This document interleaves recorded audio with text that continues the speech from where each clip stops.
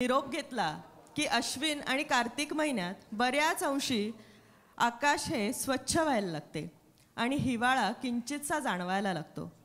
हवा थंड होते, म्हणजेच काय तर शरद ऋतूचे आगमन झाले हे आपल्याला कळते.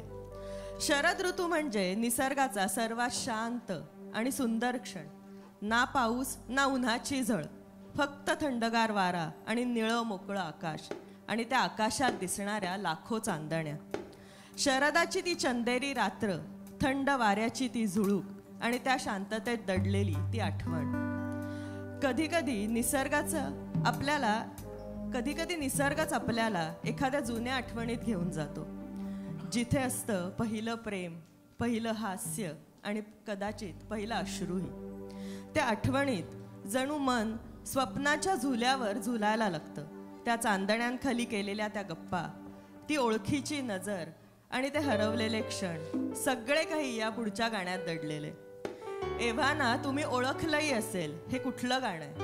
आजही जेव्हा हे सूर कानावर पडतात तेव्हा वाटतं की भावना कधीच जुन्या होत नाहीत. प्रत्येक शरदाच्या रात्री त्या नव्याने उमलतात. तर चला ऐकूया शारद सुंदर चंदेरी राती आदितीच्या आवाजात.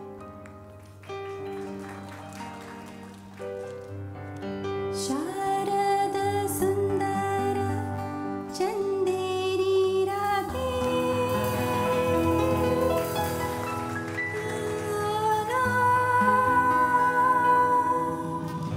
ला ला ला ला ला ला.